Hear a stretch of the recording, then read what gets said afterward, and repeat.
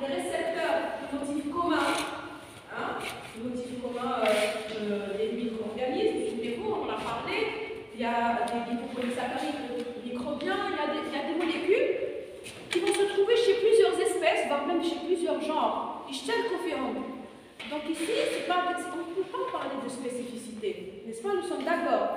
Madame Goulou, des motifs microbiens communs, c'est-à-dire c'est un même récepteur qui va reconnaître telle et telle bactérie. Donc là, c'est pas de spécificité. Donc il va pouvoir les phagocyter via ces récepteurs, mais la meilleure phagocytose, ça sera une phagocytose via les opsonines. Quand une particule est opsonisée, donc recouverte par des anticorps et des éléments de complément, la phagocytose est beaucoup plus importante et beaucoup plus efficace. Efficace à l'âge parce que la quantité, le signal, la signalisation cellulaire, elle va être tellement intense qu'on aura de grandes quantités d'espèces réactives d'oxygène qui vont être produites et également une dégranulation très importante. Et ça, on peut le faire au laboratoire, on peut calculer.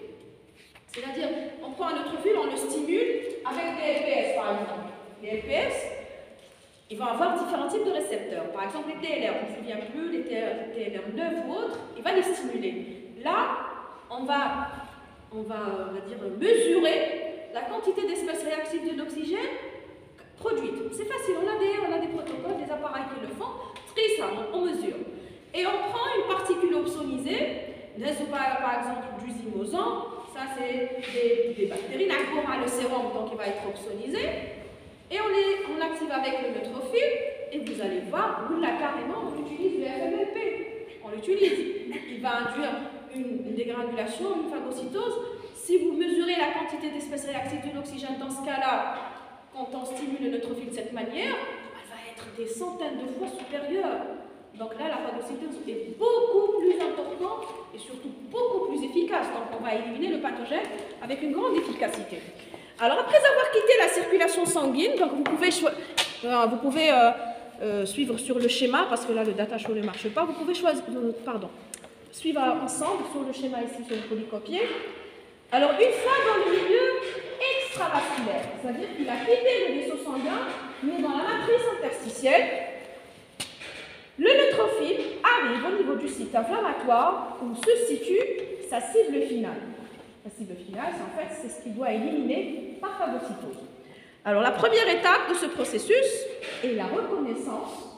Donc, il doit reconnaître, il doit y adhérer, la reconnaissance et l'adhérence du neutrophile au pathogène, alors qu'il va s'effectuer donc via différents types de récepteurs présents à la surface du neutrophile. Alors, on va avoir principalement des récepteurs, les FCR par exemple et les CR, donc c'est les récepteurs des opsonines, et les récepteurs des motifs microbiens communs, n'est-ce pas? Est-ce que nous sommes d'accord? Oui. Très bien. Alors, ces récepteurs peuvent reconnaître par exemple des motifs conservés. Alors, quand vous avez ce terme conservé, c'est comme un mouchtaraka, conservé à l'it'aoud. Le terme conservé ici, les séquences donc SSR, on a dit que c'était des séquences conservées, l'heptamère et le nonamère, ça veut dire itaoudou. Ici, c'est des motifs, on veut dire conservés, présents à la surface de la plupart des pathogènes, comme par exemple les TLR.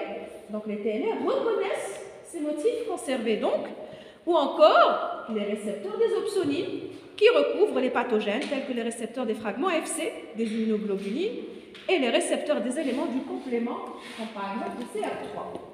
Donc, une particule, par quoi elle va être opsonisée? Elle va être opsonisée par des anticorps, mais aussi par également des éléments du complément. Les anticorps, les IgG et les IgM, ils pourront, par exemple, induire la voie classique du complément, et donc on aura l'activation, et différents fragments de ce complément vont venir. Inch'Allah, ça sera le prochain cours. Ils vont venir se fixer à la surface du pathogène pour l'opsoniser.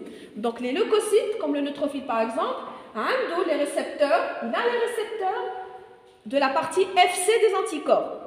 Donc, l'anticorps, il est fixé au pathogène par la partie FAB, les sites de liaison, c'est des parties variables. La partie FC, la tige de l'Y, sera exposée. Et donc, on en a parlé, il va avoir les FCR. Donc, les récepteurs de la partie FC Donc il se fixe sur ces parties FC, et donc, ou encore, il se fixe sur les C, les éléments du complément, le C5A, le C3A, comme par exemple le C3R, le récepteur du troisième élément du complément. Attends, comme deux exemples.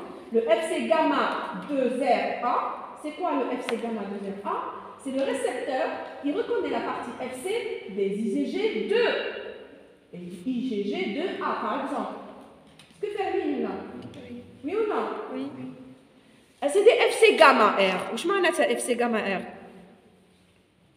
Gamma, c'est par rapport à quoi? À la chaîne gamma des IgG. La partie FC, c'est la partie de la chaîne lourde. Donc, automatiquement, les différentes classes d'anticorps, on les classe en fonction de quoi? En fonction de la chaîne lourde. C'est pour les récepteurs qui reconnaissent cette partie. FC alpha R, FC gamma R, FC epsilon R. Et donc, je finis dans le deuxième chapitre. Et donc, le neutrophile ici, il va avoir des récepteurs qui reconnaissent la partie FC des anticorps qui vont opsoniser ces particules. Il va avoir également des récepteurs qui reconnaissent les éléments du complément qui opsonisent également cette particule. Et si c'est une particule qui n'est pas encore opsonisée, il va avoir également des récepteurs qui vont reconnaître ces motifs conservés à la surface de ces pathogènes.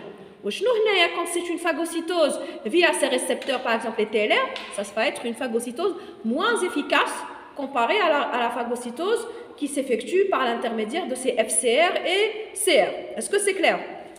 Alors on continue, une fois le contact établi. Alors une fois le contact établi entre le neutrophile et le pathogène, un remodelage du cytosquelette du neutrophile génère, il va y avoir un remodelage, un réarrangement du cytosquelette, parce qu'en fait, qu'est-ce qu'il doit faire le neutrophile ici? Je laisse m'aider. C'est quoi phagocytose? Phagocyter, c'est en fait manger. Il va manger. Et donc, pour manger, il va former ce qu'on appelle, il va remodeler, il va y avoir un changement dans sa forme. Comme si c'était des pseudopodes, mais en fait, qui vont englober pour internaliser. Sur le fond, une bouche. Qui m'a Pac-Man, vous connaissez tous Pac-Man. Donc, il va remodeler son cytosquelette de telle sorte à ce qu'il avale. Il va peu à peu, progressivement entourer la particule. Il va y avoir un invaginement, le contact, le point de contact établi entre le pathogène et le leucocyte, le neutrophile ici, il va s'invaginer. Yutrol, en même temps, hop, jusqu'à ce qu'il soit complètement enfermé. Donc, il va en arabe, alors, un remodelage du cytosquelette du neutrophile génère la force et les structures nécessaires à l'invagination. Je m'arrête à l'invagination ici de la membrane.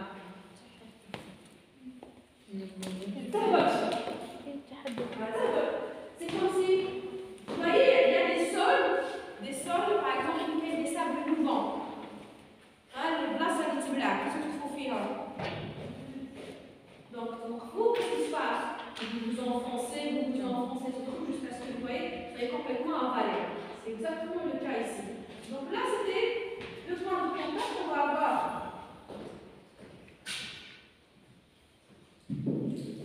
Ça, c'était le neutrophile ici. Et là, c'est notre pathogène. Il était opsonisé. Donc ici, dans ce point de contact, il va y avoir une invagination. Donc, hop. Comme ceci, de telle sorte à ce que la particule contrôle. C'est une imagination progressive parce que c'est un remodelage progressif jusqu'à ce qu'il soit complètement enfermé. Donc, là, jusqu'à ce qu'il soit complètement enfermé. Comment ça se fait? Bien sûr, il y a toujours un remodelage ici du cytosquelette. Alors, ici, il va y avoir la génération de structures nécessaires à l'invagination de la membrane du neutrophile pour entourer progressivement, peu à peu, et finir par l'internaliser dans un compartiment, bien sûr intracellulaire, c'est en fait le phagosome. Donc il va être dans un compartiment intracellulaire scellé, fermé. Une enveloppe scellée, elle est fermée, sacra. Donc il va être dans un phagosome, on vous dit un compartiment intracellulaire. extracellulaire, scellé, bien enfermé à l'intérieur, qu'on appelle donc le phagosome. Alors cependant, cette étape, dépend de la taille, bien sûr de la taille de la particule ici qui va être phagocytée, et de la forme. Donc elle dépend de la taille et de la forme, ainsi que de l'orientation des particules à sa surface, qui pourrait affecter ici l'efficacité de la phagocytose. Par exemple des particules qui sont trop grandes, ils ne peuvent pas être phagocytés par le neutrophile ici. Et donc, qu'est-ce qui va intervenir ici? C'est beaucoup plus les macrophages, parce qu'ils ont une capacité phagocytaire beaucoup plus importante comparée à celle des neutrophiles. Alors, une fois internalisé dans le phagosome, vous pouvez suivre sur ce schéma ici, là, vous allez avoir donc ces deux mécanismes qui vont intervenir. Donc, vous voyez les particules, elles sont à l'intérieur. Alors, ici, on vous dit, une fois à l'intérieur, dans le phagosome, le pathogène se retrouve dans un environnement hautement toxique. Alors, vous faites, comment c'est environnement? Voilà, vous faites dans un environnement intérieur qui est très toxique pour lui. Pourquoi? Parce qu'en fait, par la libération du contenu microbicide et protéolytique des granules cytoplasmiques à l'intérieur, donc c'est la dégranulation, ainsi que par la production des espèces réactives de l'oxygène, les ROS, suite à l'assemblage du système NADPH oxydase. Donc, la prochaine fois, on va voir le schéma ensemble sur le data show. Donc, vous allez avoir cette NADPH oxydase ici qui va s'activer par assemblage des composants cytosoliques et membranaires. Donc, elle va d'abord produire l'anion superoxyde, l'O2-. L'O2-, c'est en fait, quelle est l'origine? C'est en fait l'oxygène moléculaire. Et c'est pourquoi à ce moment-là, durant cette production des espèces réactives de l'oxygène, la consommation de l'oxygène par l'organisme augmente de plus de 200 fois. Et c'est pourquoi on parle de flambée respiratoire, ou encore explosion oxydative, parce qu'on va produire des substances oxydantes. D'abord l'anion superoxyde. Cet anion superoxyde, c'est la toute première espèce produite, c'est qu'elle a une durée de vie très petite, très réduite. Elle sera tout de suite dismutée en H2O2 par la superoxyde dismutase. Vous avez la SOD. Quand vous voyez les réactions ici, donc suivez avec moi dans le schéma, la figure 4, où vous avez le mécanisme effecteur ici du neutrophile. Vous voyez ici, là vous avez la NADPH oxydase qui va être activée, vous allez avoir l'O2- qui est produit, et en présence de superoxyde dismutase, elle va tout de suite le dismuter pour avoir le H2O2. C'est quoi le H2O2? C'est l'eau oxygénée, c'est extrêmement tôt. Qu'est-ce qu'on utilise? Pourquoi on l'utilise? Pour désinfecter, pour nettoyer. Donc vous voyez, vous avez du H2O2 qui est libéré à l'intérieur. Ensuite, comme l'eau, vous avez avec la myéloperoxydase, la MPO. Qu'est-ce qu'elle fait? En présence des ions chlore, vous allez avoir de l'eau de Javel qui est produite ici également. Oui, la MPO, la myéloperoxydase, c'est une enzyme héménique, et c'est elle qui est responsable de cette couleur verdâtre du pus. Le pus, par exemple, vous avez une blessure et elle va être purulente. Vous voyez que c'est vert, c'est répugnant. Pourquoi c'est vert? C'est en fait, dans ce pus, c'est un mélange de neutrophiles morts et de bactéries mortes. Et le neutrophile, quand il meurt, il va relarguer son contenu dans le milieu extracellulaire. Et dans ce contenu, il va se trouver cette myéloperoxydase héménique. C'est une enzyme héménique, c'est ce qui donne la couleur verdâtre à ce pus, parce qu'elle va être libérée dans le milieu extracellulaire. Alors, outre ces deux mécanismes, la NADPH oxydase, donc avec l'explosion oxydative et la dégranulation, vous avez également, outre ces deux mécanismes de cytotoxicité, le neutrophile utilise également les NETs. On en a déjà parlé, ces NETs, c'est quoi en fait? On vous dit pour capturer et tuer les micro-organismes dans l'espace extracellulaire. Et c'est en fait après sa mort. Si le neutrophile a produit des NETs, c'est qu'il est mort. Ça ou là là? Vous êtes d'accord? Parce que c'est fait de quoi ces NETs?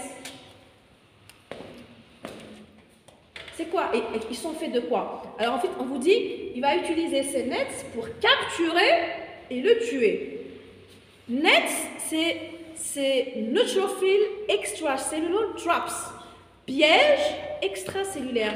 C'est en fait comme un filet, shibka, elle est faite de la chromatine du neutrophile. Et sur cette chromatine, il va y avoir elle est pompée, comme vous allez voir sur le net, vous allez chercher photographie électronique des nets, c'est comme si c'était shibka ou des perles. Les perles, c'est des protéines microbicides et toxiques, on va dire, pour que le pathogène va être capturé dans ce piège. En plus, il pourra être tué in situ. Et là, c'est après la mort du neutrophile. Donc, c'est une sorte de défense post-mortem, après la mort. C'est clair? Oui ou non? Oui. Alors, une fois le pathogène éliminé et tous les stimuli nocifs, ici, les stimuli qui ont engendré la réponse inflammatoire éliminés, on va laisser place à la réparation et cicatrisation du tissu lésé. C'est en fait la dernière étape de la réponse inflammatoire aiguë.